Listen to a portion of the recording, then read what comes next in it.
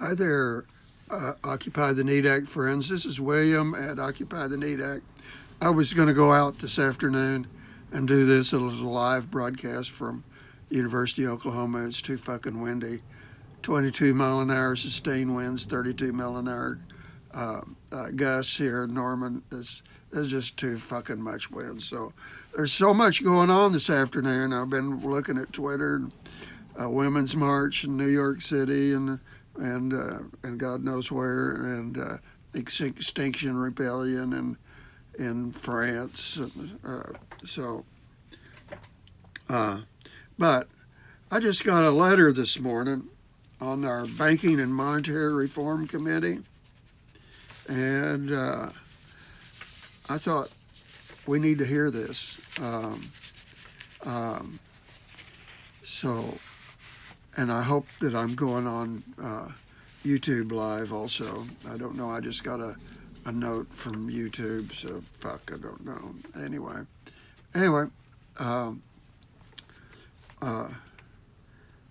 nothing is going to change, okay? Nothing will change until we reform the way that we create money. Because whoever controls the power to create money controls a nation. And right now, and it's been that way since the beginning of the United States, the bankers control who gets the money. Hamilton and Washington made sure of that in 1887 when they took the power to create money from Congress and delegated it to their friends who became our first bankers.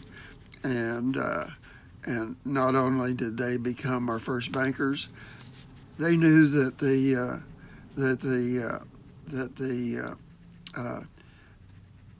Congress was going to make whole all the indebtedness of the colonies, buy it back for 100%. Hi there, James. And so Hamilton's friends knew that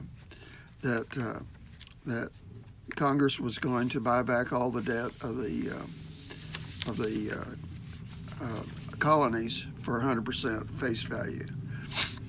We're talking about James. I would just say, and before you join, there's a lot going on this afternoon. Extinction Rebellion in France and London, women's marches in New York. But nothing's going to change until we change who creates our money, because whoever controls the money controls the nation. So today I got a letter from one of the members of the Banking Monetary Reform Committee of the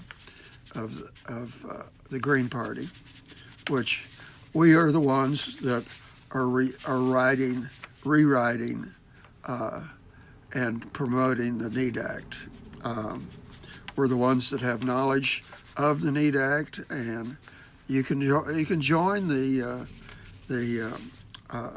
committee. I'm on it, and I'm not a member of the Green Party, so I'm on it as an observer, and I can still participate. I watch all the meetings and make comments on the side in the comment section of the Zoom meeting, and we have Zoom meetings done every Thursday night, and so yeah, you're in Thailand. Okay, good.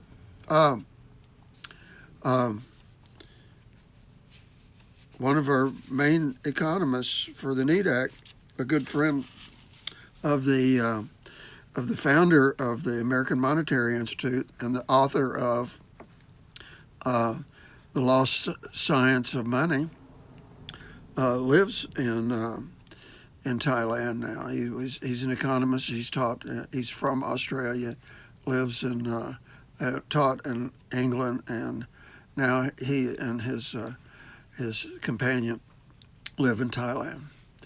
Hi there, Pete Sullivan. Nice to see you. So we got a little crowd going here. I'm just saying, There's a lot of activity going on this afternoon about Extinction Rebellion and women's rights and things, but nothing is going to change until we change who creates money, because whoever creates money uh, uh, uh, controls the nation.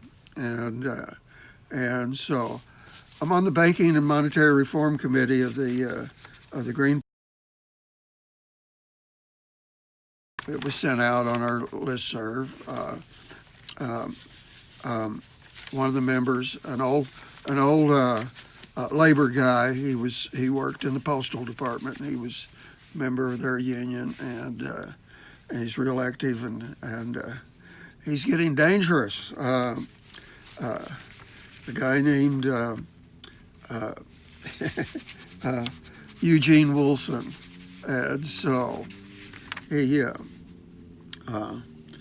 sent out this letter. He's reviewed a book by Joseph Huber, is one of the people that speak at our American Monetary Institute, called Sovereign Money Beyond Reserve Banking, and he's reviewed this so that he can talk about the Need Act, and he's going to also review the Lost Science of Money, so he can have some of this stuff in it. This is a damn good letter. He just said Amazon said they were going to review. He submitted this review of Joseph Huber's book, and said they were going to review it. And I said, that's just standard procedure, Eugene. They review my stuff all the time, and I write some pretty controversial stuff sometimes in my reviews, but it comes through. And I said, unless the logarithm figures out that you're really dangerous, your review will be published, and because you are dangerous. Okay, anyway, here's the letter. I want to read it so it starts getting out. It's kind of long, okay. So, but I just want to get it done. So there's a video with it on. It says I realize this is too long. Okay, he starts it, but I can use sections in different contexts. I tried to apply some of our helpful discussion from last night's meeting on an Amazon review, okay, to offer Amazon searchers some of our core ideas and point them to Stephen Zarlinga, the author of The Lost Science of Money, and our newsletter, okay. After submitting this review, I was informed that it may take as long as a week to be vetted. It'll probably be vetted before I get through reading this and appear. It appears you must buy the book. He has all of these. He thinks they're got reasons to not do it. They don't. That's just standard procedure. Anyway, he says, it appears that you must buy the book directly from Amazon, not as a used book, which he bought it as a used book from a third party. Also, my reference to the Banking and Monetary Reform Committee will probably be stripped away. No, it won't. Okay. I feel this is worth trying to educate and influence people, and dedicated enough to search out books on monetary reform. The name of the book where this review will appear is Sovereign Money, Beyond Reserve Banking, 2017, by Joseph Huber, Huber. Joseph is a member of the American Monetary Institute, he's a German economist, and appears, and he'll be at our meeting this fall. Let's see here. It may be worth, but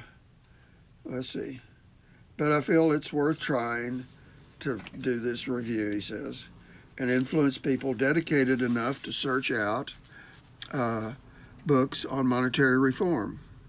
Okay. It may be also worth criticizing books by MMT to show potential leaders that the pitfalls of MMT, that's the modern monetary theory, which is not modern, and it's not a theory, and it's not even monetary. It's a fucking way to keep the bankers in control of our lives. So the guy that created this modern monetary theory is a banker. They're protecting their asses, and because they've got a lot to fucking lose. Because they're going to have to be honest businessmen. Isn't that something? Maybe they're going to have to be honest businessmen. Yeah. So anyway,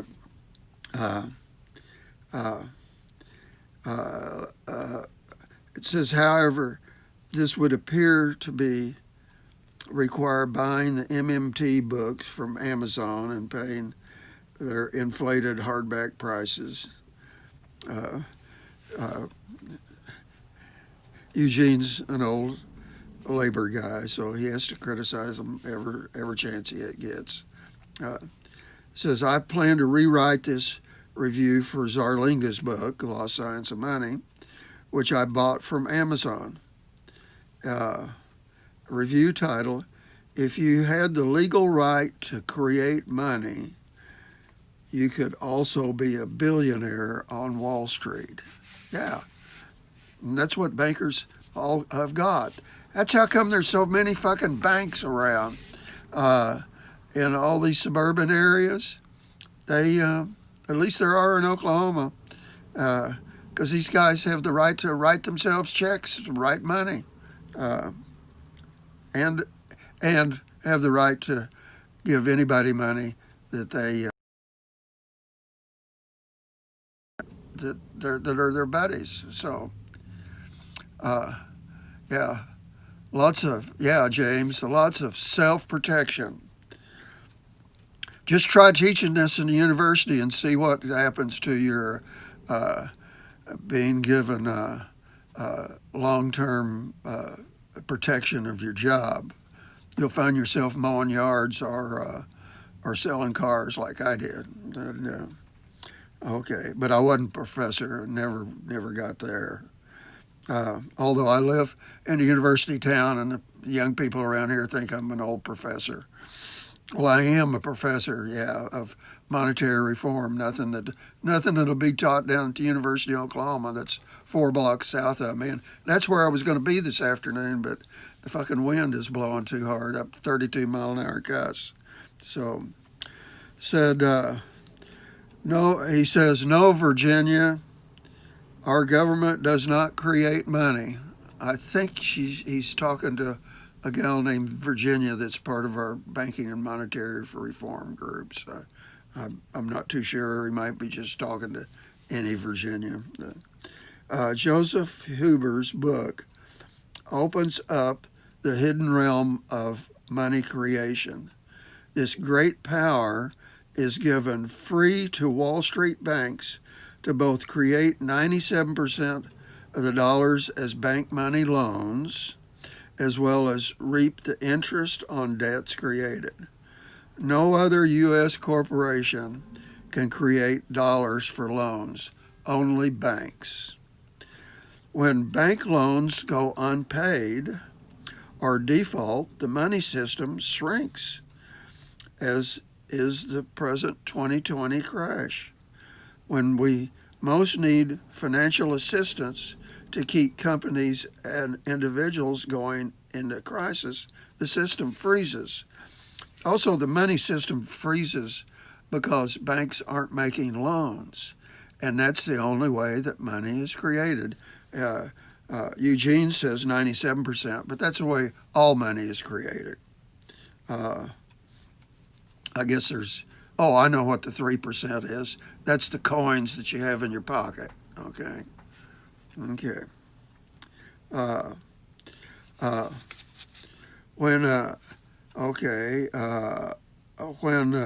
we most need financial assistance to keep companies and individuals going, the system freezes up. In 2008, the Federal Reserve System, the Fed, bailed out Wall Street, but not homeowners or laid off workers.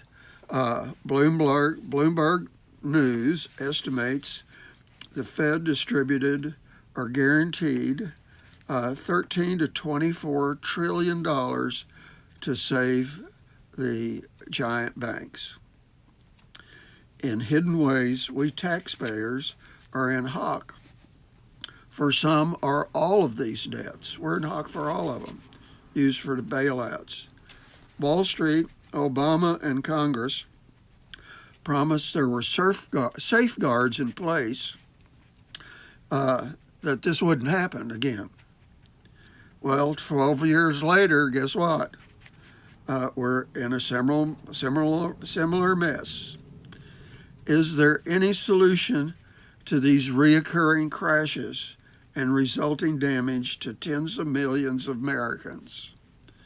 The answer is not gold or Bitcoin, like some of my people think, God damn it, or some, not my people, but friends. Huber makes sense when he calls for 100% bank reserve requirements. That means if a bank is going to loan you money, it's got to have the money. Now it doesn't have the money. It creates the money instantly. You go in to get a loan for that new $40,000 car you wanted,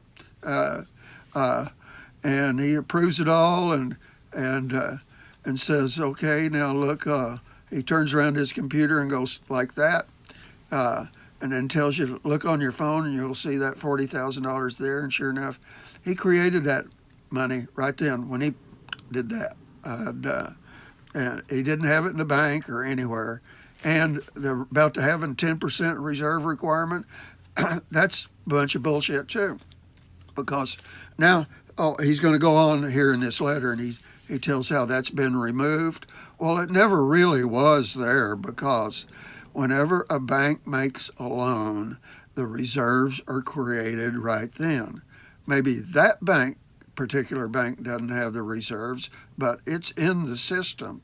And so that night, if he needs the reserves, he can go to the Federal Reserve and get a loan and be covered. Okay? So, okay, he says it's not in the gold or the Bitcoin. Huber makes sense when he calls, okay, for the 100% reserve requirement. This law would require the banks could only make money, make loans from bank savings or checking account deposits, plus bank capital, their money. Okay, and the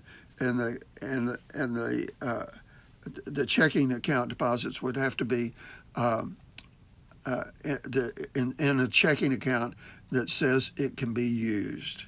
It can't just be in your regular checking account. Okay. However, in normal times, large banks make loans 10 times the amount through a process called fractional reserve banking, and that's what I was just talking about. That 10% wasn't even required in normal times. It says in spring of 2020, the reckless Fed removed all reserve requirements on U.S. banks. Okay, so they removed it. So, well, as I said, it didn't need, musical chairs, loan guarantees. Yeah, okay. That's right, James. So, okay, let's keep going here. Got to get to page 2 here quick. Page 2 is the last page here. Earlier this year, some of the resulting speculations created stock market euphorias amidst tens of millions of lost jobs, rent and mortgage problems, closed businesses, and pandemic. Yeah, we got everything going down except the stock market. It's going up because they figured out how to do that. Can we move from bank money system for profit to a public system for the common good, with no debt and interest at its core? Is this utopian? No, it's just hidden. It's a hidden history. Try to teach this shit at the university and you'll see what happens to your job. You'll be working on the grounds crew outside. You won't be teaching anymore. Okay. No, just U.S. hidden history. In 1862, Lincoln was losing the Civil War, and running out of money. Northern bankers were demanding a 30% interest on their loans, okay? And they didn't have enough money. I don't know what he means like that. Okay. He didn't, Lincoln didn't have enough money. And the bankers wanted 30%, so Lincoln told them, fuck off. Reluctantly, Lincoln turned to Congressman Eldridge Spaulding, a Buffalo, New York banker, ahead of the powerful House and Ways and Means Committee. The solution was federal creation of $450 million of greenbacks. That would be trillions now, okay, which were issued by the U.S. Treasury, not borrowed from banks, created no government debt.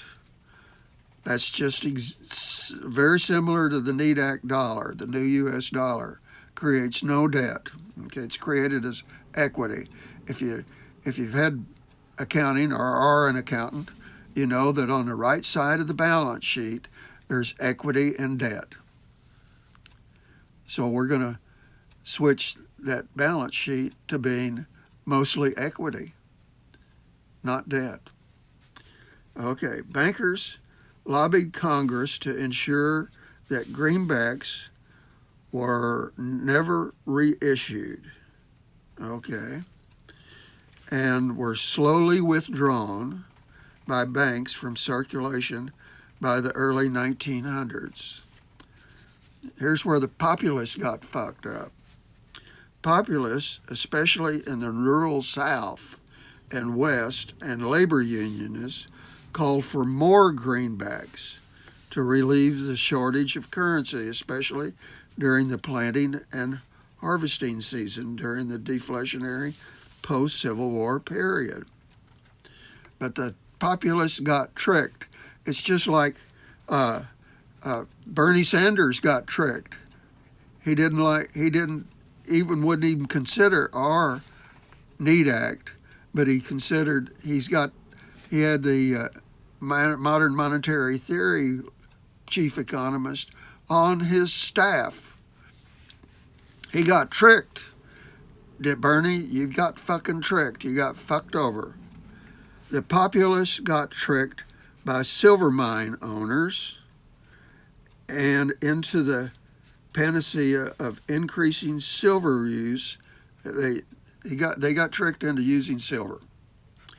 Populists unwisely merged into the Democratic Party on a pro-silver, not greenback platform in 1896, the 1896 presidential election, and they were crushed. This ended populism as a movement with momentum. The history has lessons for today. Greenbacks are possible again if a mass movement can learn its history, educate wisely, and overcome the powerful bank lobby to pass laws to authorize modern greenbacks. Pass the fucking Need Act.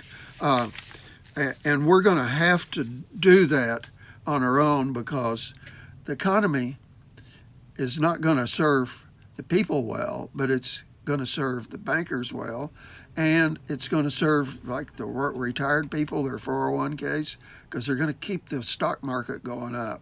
They know how to do that now. Stock market's not going to crash unless everything fucking crashes, which it might. Okay.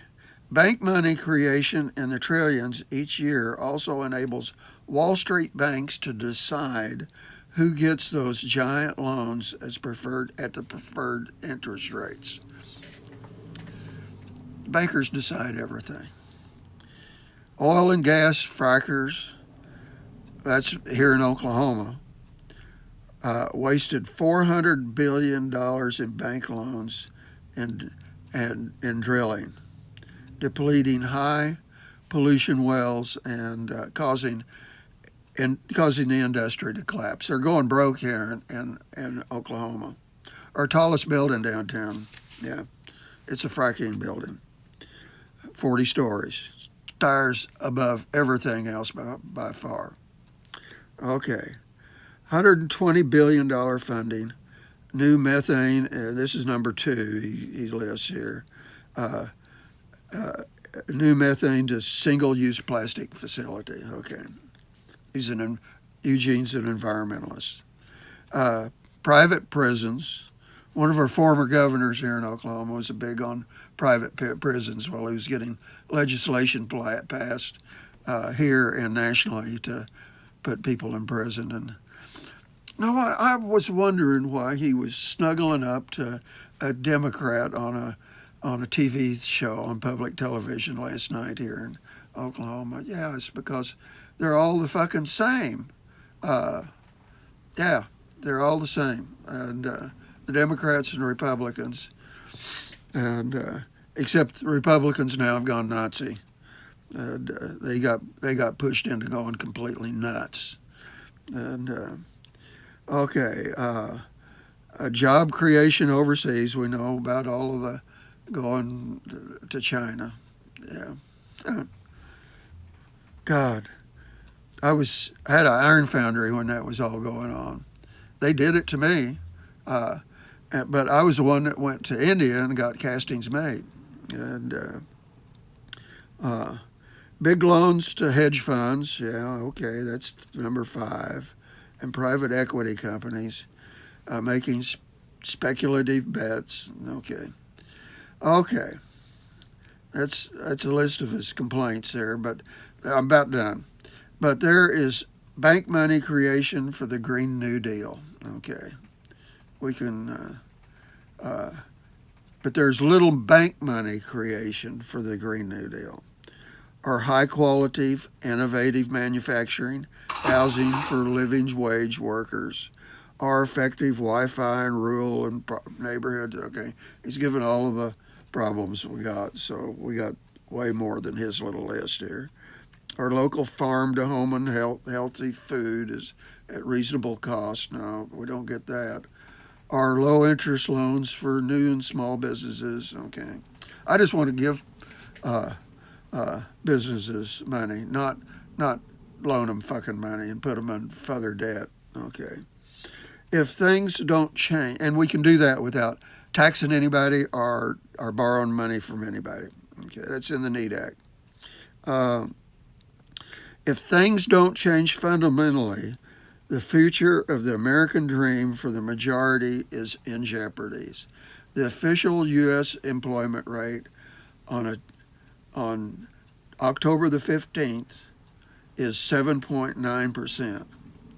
If a person earns any amount of money in a week, they are not considered unemployment. Well, the real interest rate, the real unemployment rate's been running over 20% all along, and now God knows what it is.